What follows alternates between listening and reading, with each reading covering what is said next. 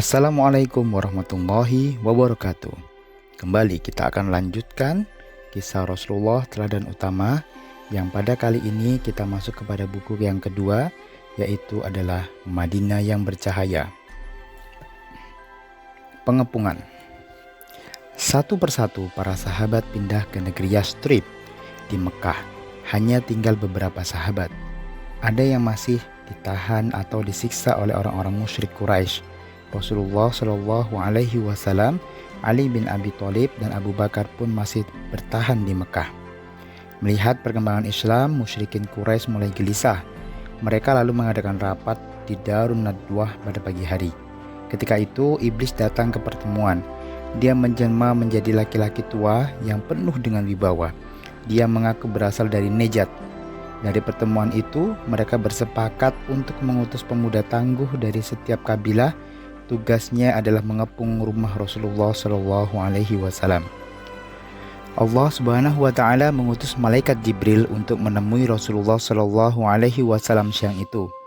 Malam ini, ujar Jibril, kau tidak boleh tidur di kasurmu. Itulah isyarat yang berarti Rasulullah Shallallahu Alaihi Wasallam diizinkan oleh Allah Subhanahu Wa Taala untuk pindah ke Yastrib. Siang terik yang menyengat, Rasulullah Shallallahu Alaihi Wasallam bergegas ke rumah Abu Bakar. Beliau tidak biasa datang siang hari. Abu Bakar terkejut didatangi oleh Rasulullah Shallallahu Alaihi Wasallam. Suruh orang-orang untuk keluar, wahai Abu Bakar, pinta Rasulullah Shallallahu Alaihi Wasallam. Ya Rasulullah, tidak ada siapa-siapa kecuali keluargaku, jawab Abu Bakar. Sesungguhnya Allah telah mengizinkanku pindah dari Mekah, bisik Rasulullah Shallallahu Alaihi Wasallam. Apakah aku yang akan menyertaimu? Tanya Abu Bakar. Ya, saud beliau. Abu Bakar menangis mendengar kabar itu. Dia merasa gembira. Ya Nabi Allah, aku telah menyiapkan 2 unta untuk hijrah, kata Abu Bakar gemetar. Mereka berdua lalu menyusun rencana. Semuanya diperhitungkan dengan sangat baik. Malam pun datang. Suasana Mekah begitu sunyi. 11 laki-laki tangguh dengan pedang di tangan berjalan mengendap-endap. Mereka mengepung rumah Rasulullah Shallallahu Alaihi Wasallam. Sesekali mereka mengintip dari celah pintu. Mereka ingin memastikan bahwa Rasulullah Shallallahu Alaihi Wasallam masih ada di dalam rumah. Sementara itu, Rasulullah juga tengah bersiap-siap untuk hijrah. Beliau berpesan kepada Ali bin Abi Thalib untuk mengembalikan barang-barang titipan orang-orang Mekah. Ali, tidurlah di ranjangku, bisik beliau kepada sepupunya. Selimuti seluruh tubuhmu dengan selimut hijau ini. Sebelum tengah malam, para pengepung diserang rasa kantuk. Tiba-tiba pintu Rasulullah SAW terbuka. Rasulullah berjalan keluar. Beliau menaburkan pasir ke atas kepala para pengepung sambil membaca surat Yasin ayat 9. Masya Allah, Allah membuat mereka tertidur sangat nyenyak. Mereka tidak menyadari kepergian Rasulullah SAW. Lalu iblis yang menjelma laki-laki tua dari Najd itu datang lagi. Rencana kalian telah gagal. Muhammad telah keluar saat kalian masih di sini. Dia menaburkan tanah ke atas kepala kalian lalu pergi. Apa kalian tidak sadar? Serunya marah. Mereka segera berebut mengintip ke dalam rumah. Terlihat seseorang masih tidur di dalam dengan selimut milik Rasulullah Shallallahu Alaihi Wasallam. Lalu mereka segera masuk ke dalam untuk memastikan. Ternyata yang berada di balik selimut tersebut adalah Ali. Barulah mereka sadar bahwa Rasulullah Shallallahu Alaihi Wasallam telah pergi. Sementara itu Rasulullah Shallallahu Alaihi Wasallam bergegas berjalan menuju rumah Abu Bakar. Mereka berdua keluar dari kota Mekah menuju Gua Thur.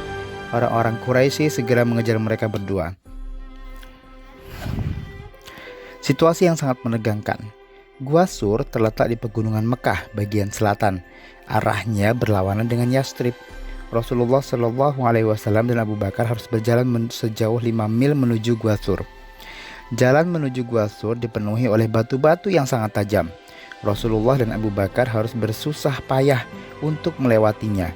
Apalagi mereka harus berjalan sambil berjinjit agar tidak meninggalkan jejak.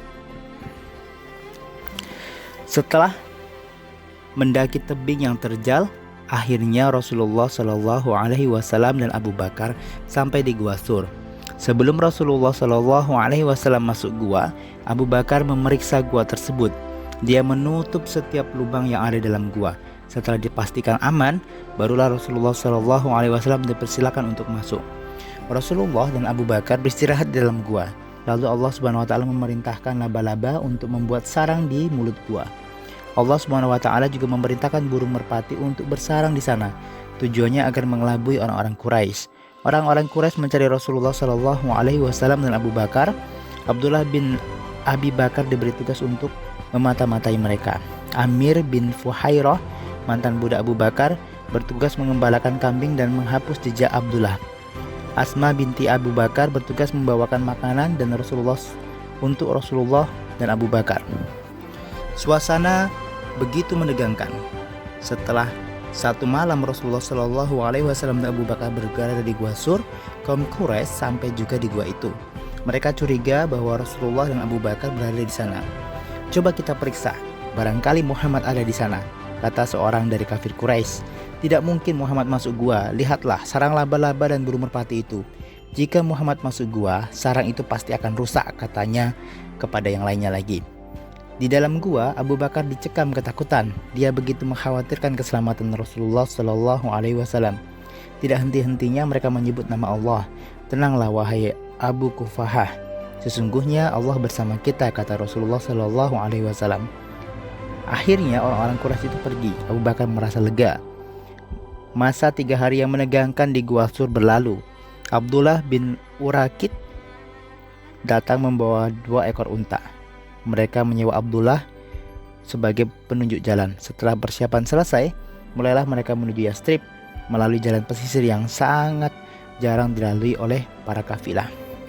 Nah, itulah kisah pertama dari buku Rasulullah Teladan Utama bagian kedua, Madinah yang bercahaya.